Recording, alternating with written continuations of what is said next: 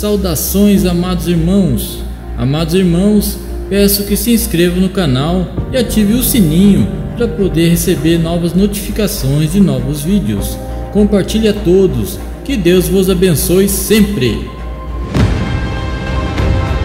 O tema apresentado: Salmo 91 e a sua profecia.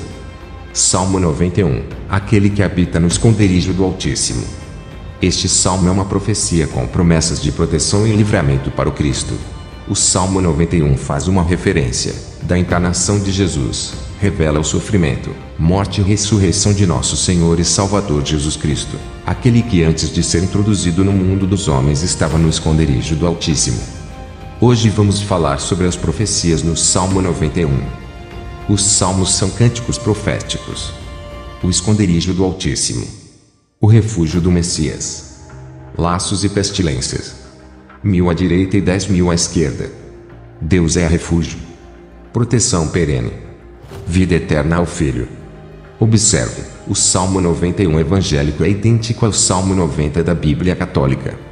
Ambos dizem assim: aquele que habita no esconderijo do Altíssimo, à sombra do Onipotente descansará. Direi do Senhor, Ele é o meu Deus, o meu refúgio, a minha fortaleza, e nele confiarei. Porque Ele te livrará do laço do passarinheiro, e da peste perniciosa. Ele te cobrirá com as suas penas, e debaixo das suas asas te confiarás, a sua verdade será o teu escudo e broquel. Não terás medo do terror de noite nem da seta que voa de dia, nem da peste que anda na escuridão, nem da mortandade que assola ao meio-dia. 1000 cairão ao teu lado, e 10.000 à tua direita, mas não chegará a ti. Somente com os teus olhos contemplarás, e verás a recompensa dos ímpios. Porque tu, ó Senhor, és o meu refúgio. No Altíssimo fizeste a tua habitação. Nenhum mal te sucederá, nem praga alguma chegará à tua tenda. Porque aos seus anjos dará ordem a teu respeito, para te guardarem em todos os teus caminhos. Eles te sustentarão nas suas mãos, para que não tropeces com o teu pé em pedra. Pisarás o leão e a cobra, calcarás aos pés o filho do leão e a serpente. Porquanto tão encarecidamente me amou, também eu o livrarei, pô-lo-ei em retiro alto, porque conheceu o meu nome. Ele me invocará, e eu lhe responderei, estarei com ele na angústia. E dela o retirarei, e o glorificarei. Fartá-lo-ei com longura de dias, e lhe mostrarei a minha salvação. Amados irmãos, nos dias de hoje é comum nas casas, empresas, repartições públicas, escolas, etc., encontrarmos uma Bíblia aberta no Salmo 91. Às vezes, pela ação do tempo, a página da Bíblia no Salmo 91 fica empoeirada e amarelada. Também é comum as pessoas pendurarem em suas residências quadros que estampam uma cópia do Salmo 91. Muitos utilizam o Salmo 91 para rezar, enquanto outros citam trechos do Salmo 91 em suas orações. Mas será que compreendem o seu significado? Ainda há aqueles que nem mesmo leram o Salmo 91, mas por recomendação, fazem do Salmo um amuleto. Desde longa data o Salmo 91 é utilizado como amuleto. Os adeptos das religiões espiritualistas entendem que o Salmo 91 é poderoso e que deve ser utilizado nas horas de necessidades para pedir e agradecer a proteção divina para tudo e todos. Mas, a despeito destas concepções místicas, surge a pergunta: como entender e interpretar o Salmo 91? Salmos são cânticos proféticos. O salmista e rei Davi era um profeta, e separou os levitas para profetizarem com toda a sorte de instrumentos musicais. E Davi, juntamente com os capitães do exército, separou para o ministério os filhos de Asaf, e de Emã, e de Jedutum, para profetizarem com harpas, com símbolos, e com saltérios, e este foi o número dos homens aptos para a obra do seu ministério. 1 Crônicas 25:1. O livro das Crônicas de Israel deixa bem claro que a função principal de um salmista era profetizar. O rei Davi comissionou os músicos a redigirem o que profetizavam em forma de poesia, de modo que fosse possível cantá-los ao som de instrumentos musicais. Esta proposta de Davi visava suprir a deficiência de leitura da população, que na sua maioria não sabiam ler e escrever. Apenas escrever as profecias em textos formais não facilitava o processo de memorização do povo, enquanto que a poesia e a música atendem muito bem a este propósito. Portanto, ao analisar um salmo, Deve-se ter em mente que eles são composições de cunho profético, e não somente expressões da alma, produto da psique humana. Em uma análise dos salmos deve-se priorizar o conteúdo da mensagem, visando desvendar seu conteúdo profético. As questões poéticas e musicais ficam em segundo plano. Certa feita, o Senhor Jesus questionou os fariseus acerca do Salmo 110, e eles não puderam respondê-lo de quem o Messias era filho. Dizendo: que pensais vós do Cristo? De quem é filho? Eles disseram-lhe: é de Davi, Senhor. Disse-lhes o Senhor: como é então que Davi em espírito lhe chama Senhor, dizendo: disse o Senhor ao meu Senhor: assenta-te à minha direita, até que eu ponha os teus inimigos por escabelo de teus pés. Se Davi, pois, lhe chama de Senhor, como é que o Senhor Jesus é o seu filho? E ninguém podia responder-lhe uma palavra, nem desde aquele dia ousou mais alguém interrogá-lo. Mateus 22, 42, 46. Um pai não chama o seu filho de Senhor. E sim, o filho chama o seu pai de Senhor. Através da abordagem que Jesus fez, verifica-se que os Salmos, como parte das Escrituras, têm por objetivo dar testemunho do Cristo. O Salmo 110 demonstra que o Messias não seria somente filho de Davi pela sua descendência, antes era senhor de Davi, indicando a sua divindade. Vale salientar que, na sua grande maioria, os Salmos fazem referência ao Messias, porém, cada um deles se atém a uma característica da vida do Messias, tais como reino, humanidade, divindade, missão, morte, ressurreição, etc. Alguns salmos até fazem referência às relações estabelecidas na eternidade entre as pessoas da divindade. Hebreus 1:5, Salmo 2:7. O escritor aos Hebreus demonstra, através dos salmos, que os acordos firmados na eternidade foram levados a efeito quando o primogênito de Deus foi introduzido no mundo. O Salmo 110, verso 1 diz: disse o Senhor ao meu Senhor: assenta-te à minha mão direita, até que ponha os teus inimigos por escabelo dos teus pés. Salmo 110, 1. Temos aqui o Senhor estabelecendo um prazo para que o Senhor do salmista permanecesse assentado à sua mão direita. O salmista estava profetizando acerca de si mesmo, ou do Cristo. Atos 8:34. O que pensar acerca do Cristo neste texto? Mateus 22:42. Recomendo que leia atentamente os Salmos 56 e 57, pois eles contêm elementos essenciais para interpretarmos o Salmo 91. Observe que os Salmos 56 e 57 descrevem profeticamente uma realidade que não era a do salmista Davi, ou de seus cantores, e que os eventos descritos podem fazer referência a outra pessoa. Outro ponto a se observar nos Salmos, que na sua grande maioria são composições proféticas com vários enigmas, parábolas, figuras, adágios, provérbios, etc. Antes de interpretar qualquer frase do salmista, é preciso desvendar o enigma da parábola. Por exemplo, por que Jesus chama os escribas e fariseus de raça de víboras? Primeiro é necessário compreender de onde Jesus tirou tal figura para fazer referência aos escribas e fariseus, como raça de víboras, e no que consiste tal figura. Não é possível afirmar categoricamente quem é o autor desse salmo. Alguns apontam o profeta Moisés como escritor do Salmo 91 por causa de certas evidências internas, expressões idiomáticas. Outros apontam como autor o salmista e rei Davi, mas não há como precisar quem redigiu o Salmo 91. O esconderijo do Altíssimo. Aquele que habita no esconderijo do Altíssimo, à sombra do Onipotente descansará. Salmo 91:1. O primeiro passo para interpretar Salmo 91 é responder a seguinte pergunta. Salmo 91:1. Quem habita no esconderijo do Altíssimo? É possível aos homens mortais residirem no recôndito do Altíssimo? A resposta está no decurso do próprio Salmo: porque tu, ó Senhor, és o meu refúgio. No Altíssimo fizeste a tua habitação. Salmo 91:9. Quando escreveu esta profecia, o salmista fez referência a alguém que, naquele exato momento, estava residindo no esconderijo, lugar oculto, do Altíssimo, e que, no futuro, haveria de deixar a habitação do Altíssimo. Quando deixasse o esconderijo do Altíssimo, seria necessário refugiar-se à sombra do Onipotente. João 16:28. Analisando a primeira questão: quem é aquele que habita no esconderijo do Altíssimo? Onde fica o esconderijo do Altíssimo? Os pecadores de Sião se assombraram, o tremor surpreendeu os hipócritas. Quem dentre nós habitará com o fogo consumidor?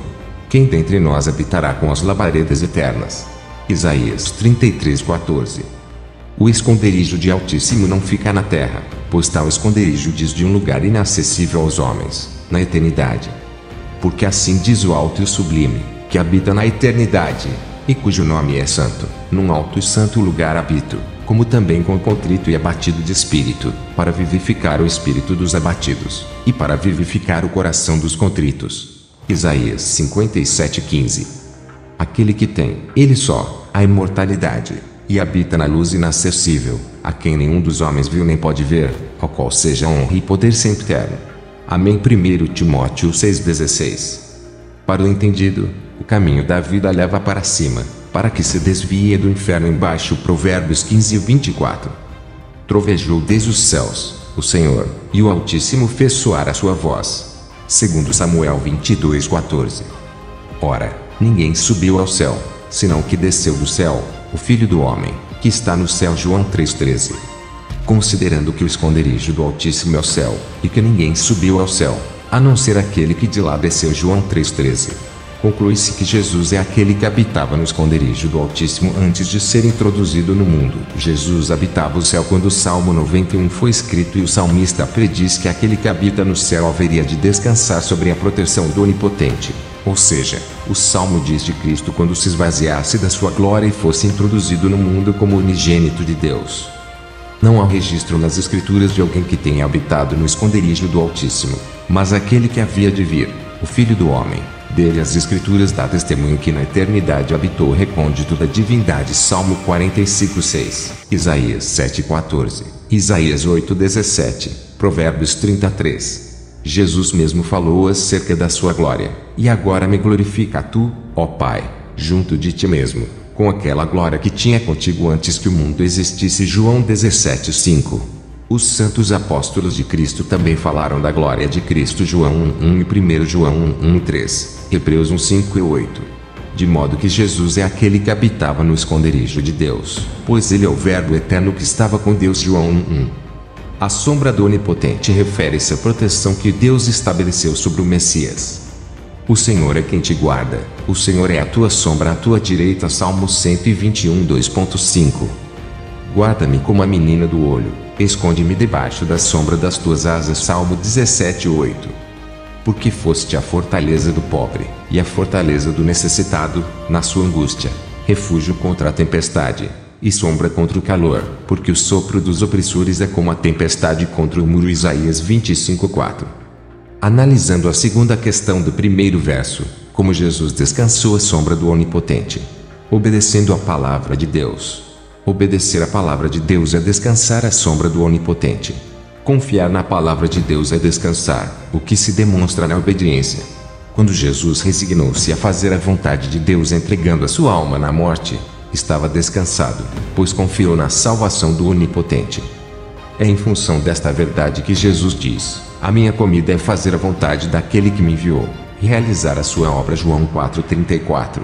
A satisfação, o desejo, a alegria de Cristo estava em obedecer a palavra de Deus, de modo que Isaías profetizou dizendo que a palavra de Deus estava na boca do Cristo. Mas a boca fala da abundância do que há no coração, de modo que a palavra de Deus é a essência do Cristo. Porque tu tens sido meu auxílio, então, à sombra das tuas asas me regozijarei. Salmo 63:7. E ponho as minhas palavras na tua boca, e te cubro com a sombra da minha mão, para plantar os céus, e para fundar a terra, e para dizer a Sião: tu és o meu povo. Isaías 51:16. E fez a minha boca como uma espada aguda, com a sombra da sua mão me cobriu, e me pôs como uma flecha limpa, e me escondeu na sua aljava. Isaías 49:2. Há um enigma a ser desvendado na profecia de Isaías quando ele diz que o Messias seria como uma flecha limpa escondida na aljava do Todo-Poderoso. A flecha refere-se à filiação divina do Messias, pois flecha na aljava diz da descendência de um homem como flechas na mão de um homem poderoso. Assim são os filhos da mocidade. Salmo 127:4. O Messias, por sua vez, tornou-se proteção para os que nele confiam. E será aquele homem como um esconderijo contra o vento, e um refúgio contra a tempestade, como ribeiros de águas em lugares secos, e como a sombra de uma grande rocha em terra sedenta. Isaías 32:2. Ou seja, aquele que habitava na eternidade, por ser o Altíssimo. Isaías 57:15. Ao ser introduzido no mundo na condição de servo do Senhor, viveu predito pelo salmista, confiou inteiramente no Pai. Eu bem sei que sempre me ouves, mas eu disse isto por causa da multidão que está em redor, para que creiam que tu me enviaste. João 11:42. Confiou no Senhor, que o livre-o, pois nele tem prazer. Salmo 22:8. Compare com confiou em Deus, livre-o agora, se o ama, porque disse, sou filho de Deus. Mateus 27:43. Isaías 42:1. O Salmo 91 é profético e messiânico. O salmista registra algumas promessas para o Verbo de Deus que haveria de se fazer homem.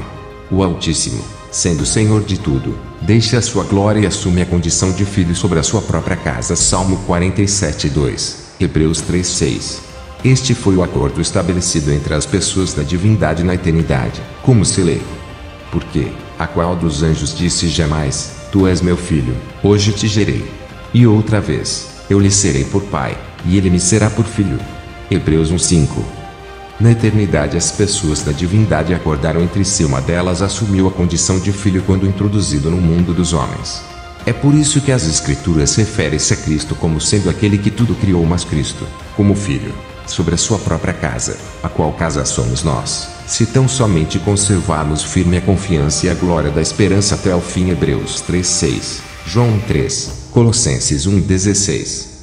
No Salmo 110, outra profecia sobre Jesus, o Cristo é descrito como Senhor do salmista e é visto assentado à destra da majestade nas alturas.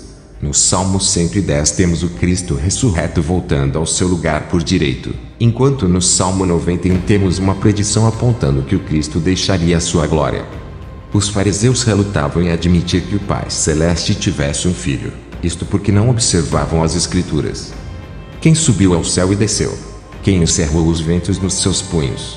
Quem amarrou as águas numa roupa? Quem estabeleceu todas as extremidades da terra? Qual é o seu nome?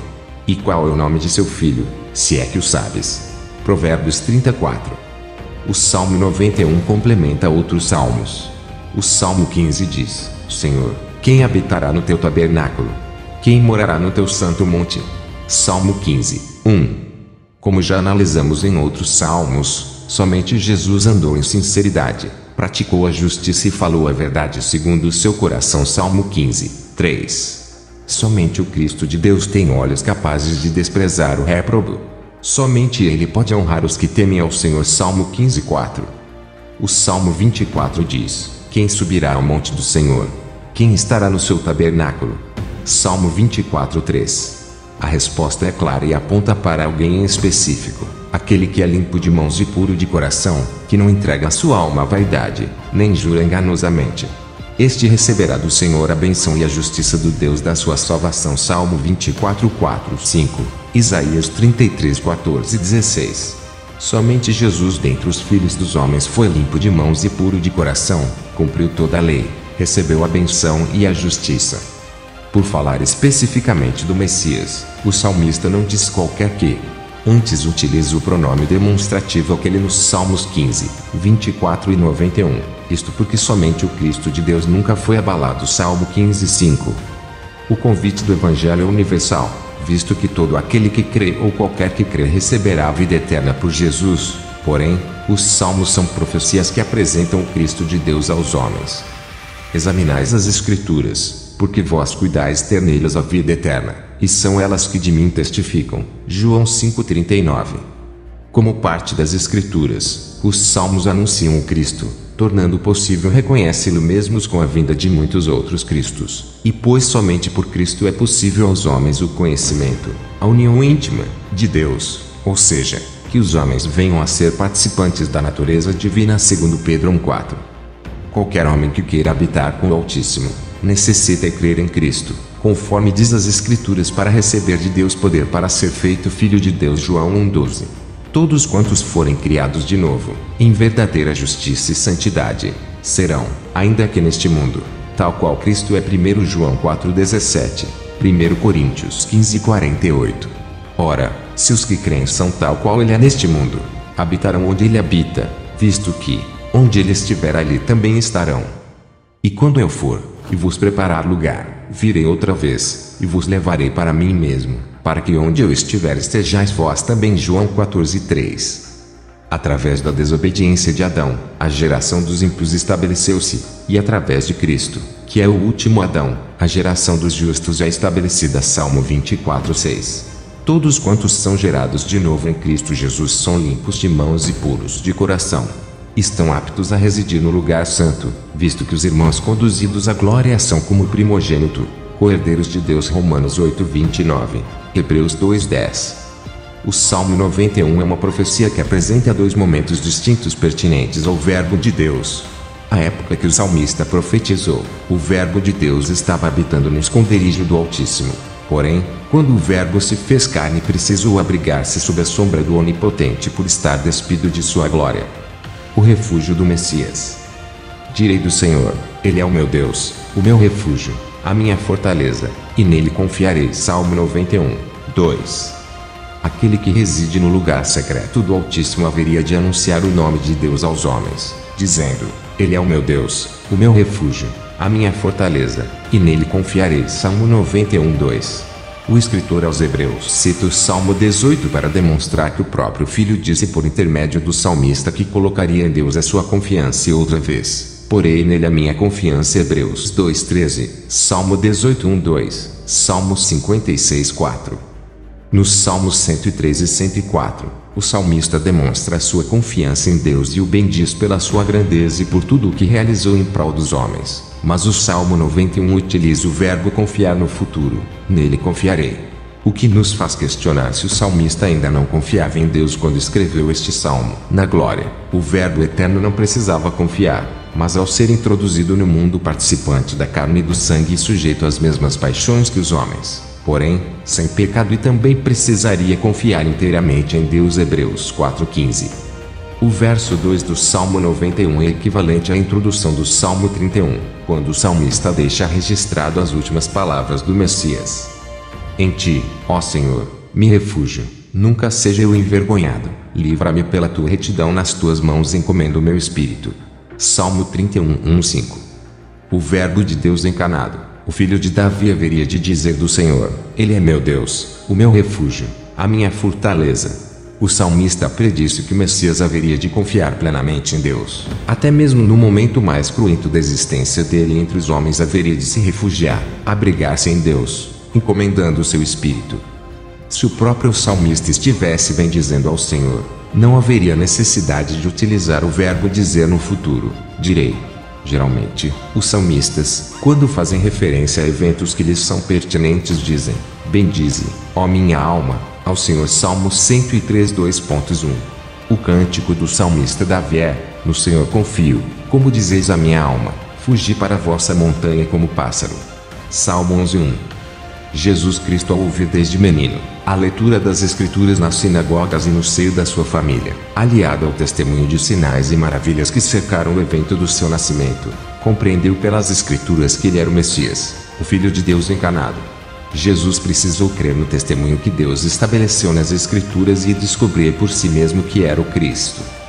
Diante das promessas que o Pai deixou registrado nas Escrituras, ele creu, para que se tornasse o autor e consumador da fé, olhando para Jesus, autor e consumador da fé, o qual, pelo gozo que lhe estava proposto, suportou a cruz, desprezando a afronta, e assentou-se à destra do trono de Deus. Hebreus 12:2. Ainda que era filho, aprendeu a obediência, por aquilo que padeceu. Hebreus 5:8. Laços e pestilências. Porque ele te livrará do laço do passarinheiro, e da peste perniciosa. Ele te cobrirá com as suas penas, e debaixo das suas asas te confiarás, a sua verdade será o teu escudo e broquel. Não terás medo do terror de noite, nem da seta que voa de dia, nem da peste que anda na escuridão, nem da mortandade que assola ao meio-dia. 1000 cairão ao teu lado, e 10.000 à tua direita, mas não chegará próximo de ti. Somente com os teus olhos contemplarás, e verás a recompensa dos ímpios. Salmo 91, 3:8. Nestes versos estão elencados alguns eventos que não atingiria o primogênito de Deus quando fosse introduzido no mundo. As promessas de Deus elencadas nestes versos são específicas para o seu filho. Porque ele te livrará do laço do passarinheiro, o filho do homem certamente não seria pego nas armadilhas. Palavras: dos homens ímpios, por mais engenhosas que fossem. Quando inquiriram o Messias se era lícito pagar tributo a César, Mateus 22:17. Ou quando apresentaram a mulher pega em ato de adultério, João 8:5. Tais armadilhas não o enlaçaram, armaram uma rede aos meus passos, a minha alma está abatida. Cavaram uma cova diante de mim, porém eles mesmos caíram no meio dela. Salmos 57:6. Salmos 56:5.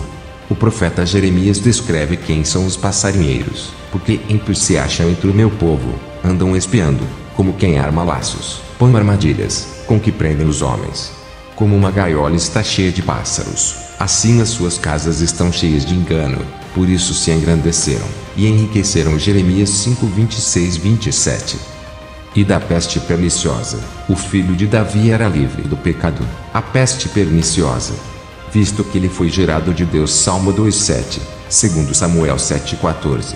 Todos os descendentes da carne de Adão, ou seja, que entraram pela porta larga, foram contaminados pelo pecado, ou vendidos ao pecado como escravos. Porém, Jesus, o último Adão, é a porta estreita pela qual todos os homens que querem ser livres do pecado precisam entrar. Ele te cobrirá com as suas penas, e debaixo das suas asas te confiarás. O Messias haveria de ser protegido, abrigado em segurança na palavra de Deus. Tem misericórdia de mim, ó Deus, tem misericórdia de mim, porque a minha alma confia em ti, e à sombra das tuas asas me abrigo, até que passem as calamidades. Salmos 57:1. A sua verdade será o teu escudo e broquel, em todos os ataques dos adversários. A palavra de Deus, verdade, haveria de ser a defesa de Cristo. Diante dos escribas, fariseus e saduceus, Jesus citou as Escrituras. Quando da tentação pelo diabo no deserto, Cristo utilizou a verdade das Escrituras como escudo e broquel. Não terás medo do terror de noite, nem da seta que voa de dia, nem da peste que anda na escuridão, nem da mortandade que assola ao meio-dia. O terror de noite, a seta lançada durante o dia, a peste que se move na escuridão e a mortandade que acomete ao meio-dia não amedrontou o Messias. Estes versos possuem alguns enigmas como noite, escuridão e mortandade. Quando o homem anda segundo a palavra de Deus, anda na luz, pois a palavra de Deus é lâmpada para os pés e luz para o caminho. A escuridão refere-se à ausência da palavra da verdade. Isaías 9:2. Diz da palavra de engano que faz com que o homem permaneça na morte, entenebrecidos no entendimento, separados da vida de Deus pela ignorância que há neles, pela dureza do seu coração. Efésios 4:18. Jesus despojou-se de sua glória e majestade e em tudo se tornou semelhante aos seus irmãos. Hebreus 2:17. Porém, o medo que os homens detinham da morte e do pecado não o acometeu, visto que ele nunca esteve sujeito à escravidão do pecado, e não se deixou levar pela doutrina de engano. Hebreus 2:15. As palavras dos escribas e fariseus constituem-se em laço, armadilhas. Salmos 119, versículo 110.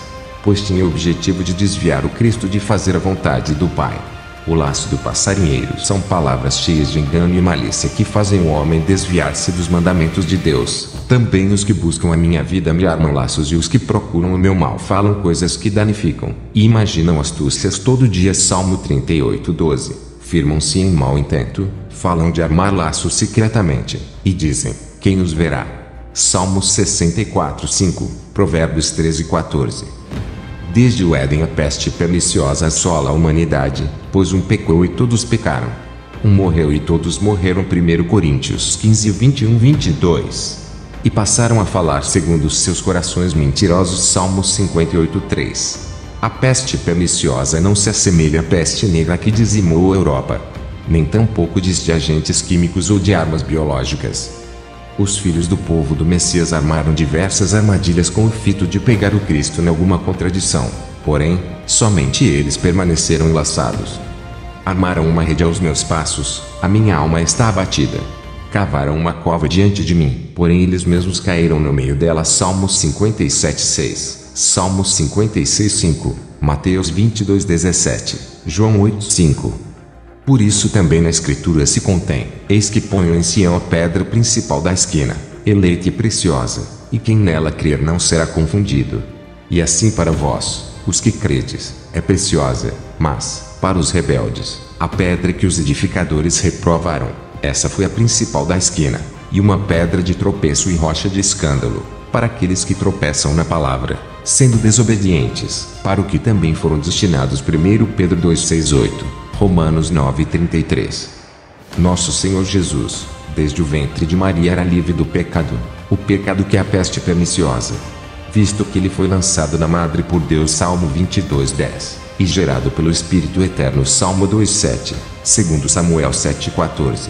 Todos os descendentes da carne de Adão, a porta larga por quem todos os homens entram ao virem ao mundo, foram contaminados pelo pecado, o mesmo que ser vendidos ao pecado como escravos.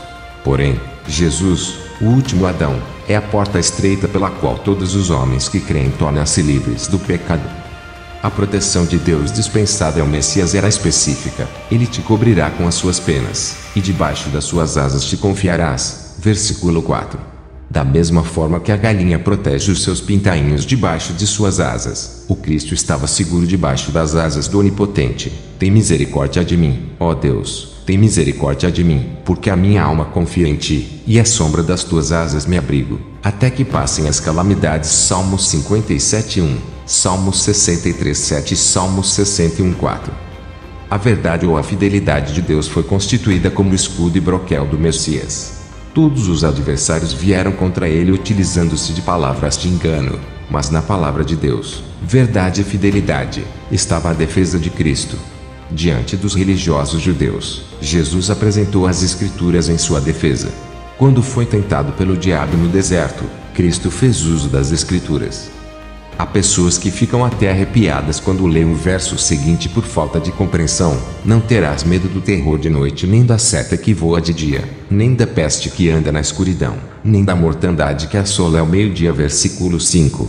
Este verso é resumo do exposto profeticamente pelo Salmo 64. Ouve, ó Deus, a minha voz na minha oração, guarda a minha vida do temor do inimigo. Esconde-me do secreto conselho dos maus, e do tumulto dos que praticam a iniquidade, que afiaram as suas línguas como espadas, e armaram por suas flechas palavras amargas, a fim de atirarem em lugar oculto ao que é íntegro. Disparam sobre ele repentinamente, e não temem, firmam-se em mau intento, falam de armar laços secretamente, e dizem: quem os verá? Andam inquirindo malícias, inquirem tudo o que se pode inquirir, e ambos, o íntimo pensamento de cada um deles, e o coração, são profundos. Salmos 64:1-6. Os soldados geralmente são atormentados pelo medo do inimigo quando no campo de batalha. Durante a noite a possibilidade do ataque sorrateiro do inimigo é um tormento, e durante o dia, os perigos que as flechas inimigas representam também atemorizam. O inimigo ataca nas trevas, ou seja, quando lhe falta a luz do entendimento da palavra de Deus. As setas são ataques deferidos contra o Messias enquanto ele se fazia presente entre os homens. João 12:35-36. Mas, por confiar no Pai é que a confiança do Messias é expressa no Salmo 64. Guarda minha alma do temor do inimigo. Versículo 1. Quais seriam as armas dos inimigos dos Messias? A resposta é: a língua. A minha alma está entre leões, e eu estou entre aqueles que estão abrasados, filhos dos homens, cujos dentes são lanças e flechas, e a sua língua é espada afiada. Salmos 57:4. Aguçaram as línguas como a serpente, o veneno das víboras está debaixo dos seus lábios. Salmos 142:3. Os inimigos de Davi possuíam espadas afiadas, mas o filho de Davi, o Messias, enfrentaria homens que possuíam as línguas afiadas como se fossem espadas. As setas deles constituíam-se em palavras amargas. Secretamente engendravam planos para dar cabo do Messias. João 11:53. Mas sendo a palavra de Deus escudo e broquel, o Messias não seria atingido. Por se desviarem da palavra do Senhor, os filhos de Israel tornaram-se uma vinha que produzia vinho venenoso. O seu vinho é ardente veneno de serpentes, e peçonha cruel de víboras. Deuteronômio 32:33. Este veneno estava na língua dos filhos do povo de Jacó. Aguçaram as línguas como a serpente. O veneno das víboras está debaixo dos seus lábios. Salmos 142:3. Mas Jesus sabia desta peculiaridade. Raça de víboras, como podeis vós dizer boas coisas, sendo maus? Pois do que há em abundância no coração, disso fala a boca. Mateus 12:34. 1000 à direita e 10.000 à esquerda. 1000 cairão ao teu lado, e 10.000 à tua direita, mas não chegará próximo de ti. Somente com os teus olhos contemplarás, e verás a recompensa dos ímpios. Salmo 91, 7 e 8. Para evitar a queda de muitos, o precursor do Messias foi enviado para que fosse arrancado os tropeços do caminho do povo, para que não rejeitassem a Cristo, e dir-se-á: aplanai a estrada, preparai o caminho, tirai os tropeços do caminho do meu povo. Isaías 57, 14. Há muito o profeta Isaías predisse que os moradores das duas casas de Israel haveriam de tropeçar por se escandalizar do Cristo. Então ele vos será por santuário, mas servirá de pedra de tropeço e rocha de escândalo as duas casas de Israel, por armadilha e laço aos moradores de Jerusalém. Isaías 8:14. A queda de milhares estava prevista, pois tropeçariam na pedra de esquina e uma pedra de tropeço e rocha de escândalo, para aqueles que tropeçam na palavra, sendo desobedientes, para o que também foram destinados. 1 Pedro 2:8. O Cristo não precisaria fazer nada com relação aos ímpios, antes só olhar a recompensa deles. Salmos 56:7. Por quê? Porque Cristo escolheu o Senhor como refúgio, o Deus que tudo executa para o Messias. Salmos 57:2, 3. E se alguém ouvir as minhas palavras, e não crer, eu não o julgo, porque eu vim, não para julgar o mundo, mas para salvar o mundo. João 12:47. Jesus não veio para condenar, antes para salvar. Portanto, ele não emitia juízo acerca das pessoas. João 8:15, João 12:47. Deus é refúgio.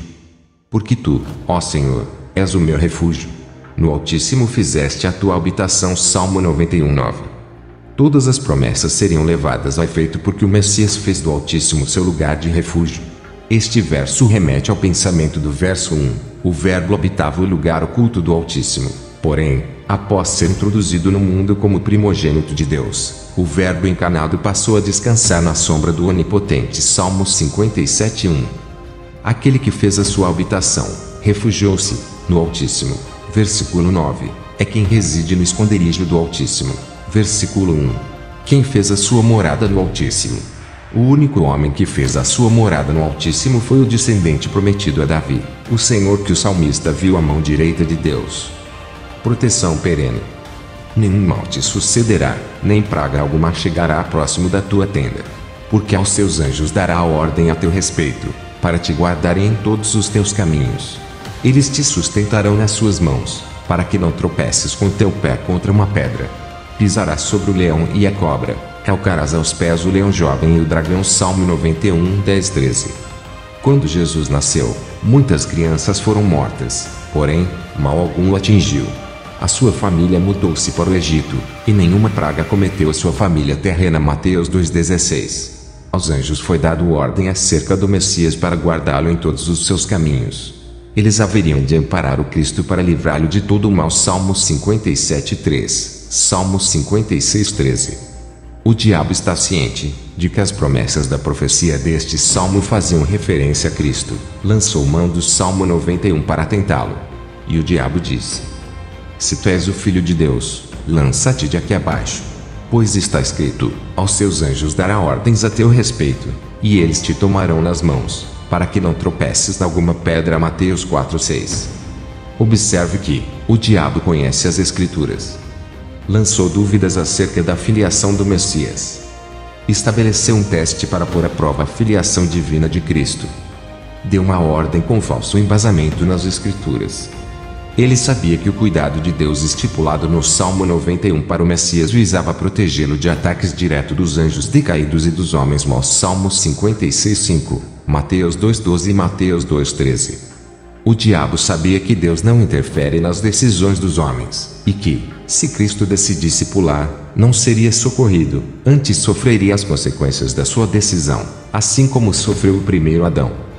Através da verdade, versículo 4, que é escudo e broquel, Jesus respondeu: também está escrito, não tentarás o Senhor teu Deus. Mateus 4:7. A confiança deriva do amor e da fidelidade de Deus. Salmos 57:3, parte B.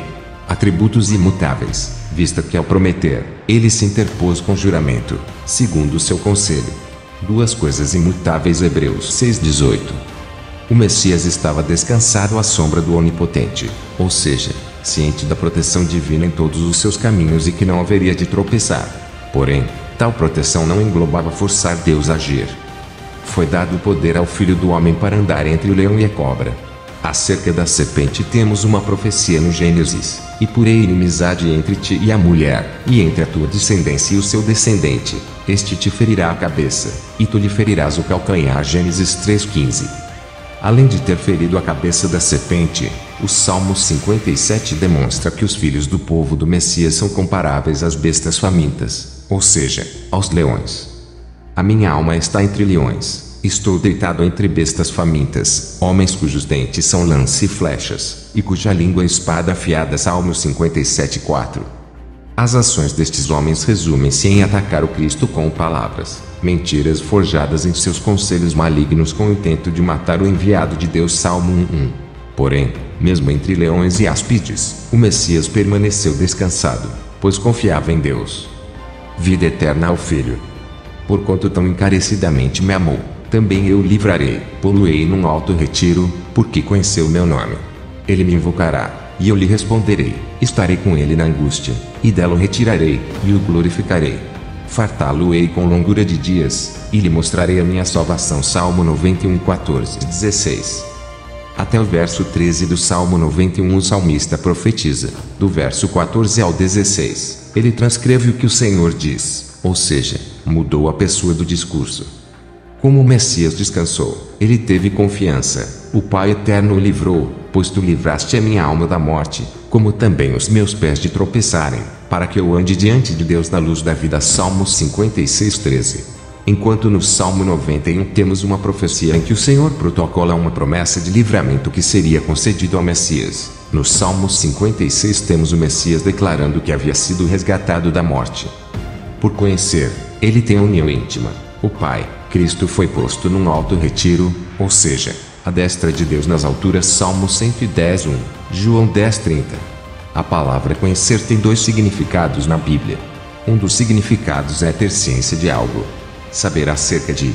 Porém, o significado que o termo conhecer tem neste salmo é o de pura comunhão íntima. Do mesmo modo que o Pai e o Filho são pessoas distintas, e, no entanto, ambos são um. João 10:30. Todos quantos crerem no Filho são um com o Pai e o Filho. João 17:21-23.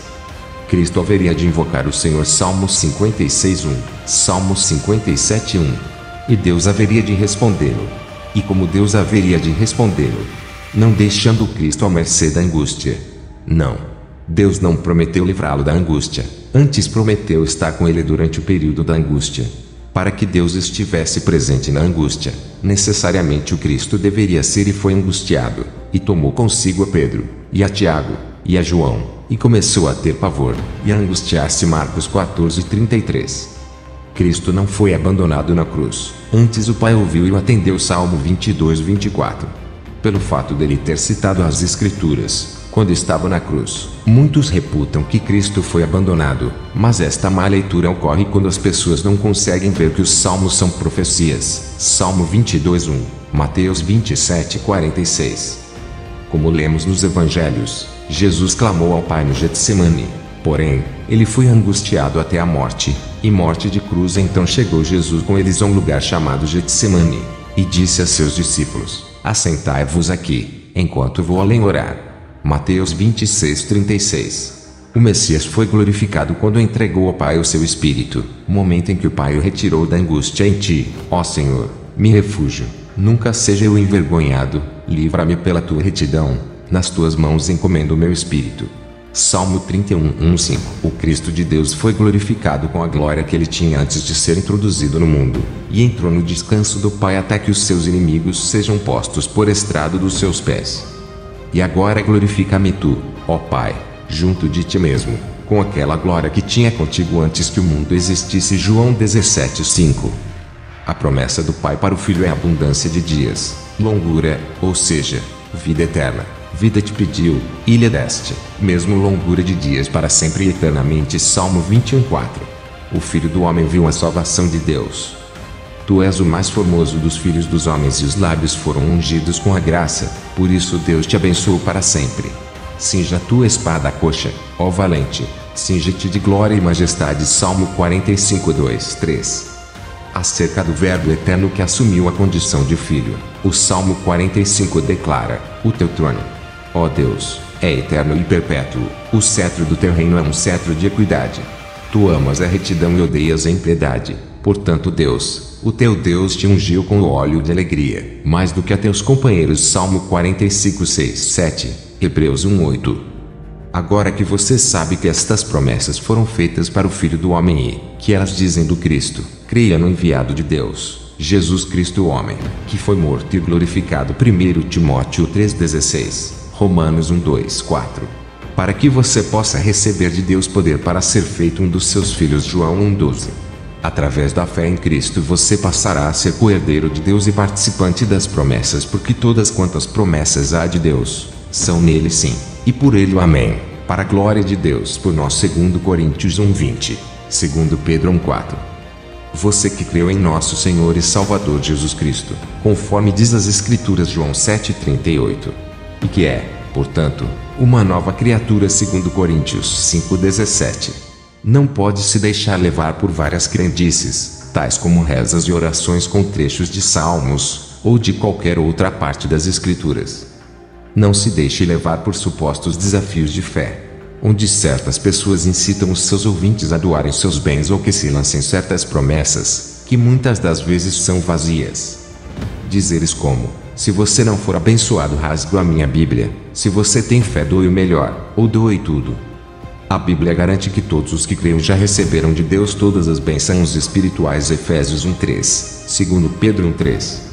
Se alguém promete bênçãos que não estejam elencadas no capítulo 1 da carta de Paulo aos Efésios, ou as que estão enumeradas no Salmo 103, desconfie. Da mesma forma que o Pai prometeu ao Filho estar com ele na angústia, Jesus também prometeu aos que creem estar com eles todos os dias. Mateus 28:20. Para que tivessem paz, alertou que, no mundo os cristãos terão aflições. João 16:33. Qualquer que prometa livrá-lo das aflições diárias, não fala conforme a verdade do Evangelho, visto que o próprio Cristo não prometeu livrar os cristãos das aflições, antes avisou que seriam suscetíveis às aflições.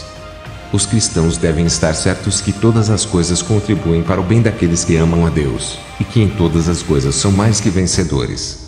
Sabemos que todas as coisas contribuem juntamente para o bem daqueles que amam a Deus, daqueles que são chamados segundo o seu propósito. Romanos 8:28. Mas em todas estas coisas somos mais do que vencedores, por aquele que nos amou. Romanos 8:37.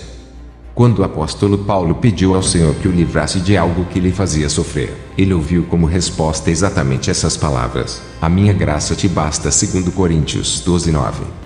O próprio Senhor, na sequência de sua resposta ao apóstolo Paulo, explica o significado da declaração a minha graça te basta. Ele diz que o seu poder se aperfeiçoa na fraqueza. Isso deixa claro que não há nenhum mérito no homem.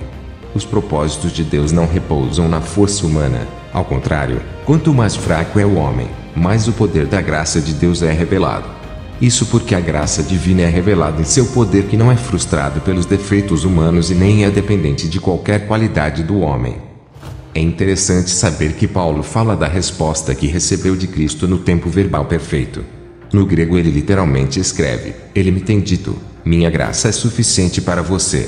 Isso enfatiza que a resposta do Senhor sobre a suficiência de sua graça é permanente. Ela não serviu apenas para Paulo, mas serve também para todos os cristãos, em todos os lugares e em todos os tempos. Amém, meus amados irmãos. Glórias a Deus. Guardem estas palavras em seu coração. Fiquem todos na paz do Senhor Jesus Cristo. Amém. Irmãos, chegamos ao fim de mais um vídeo. Inscreva-se no canal e ative o sininho. Compartilhe a todos para receber novas notificações de novos vídeos. Fiquem todos na paz do Senhor e Salvador Jesus Cristo. Amém.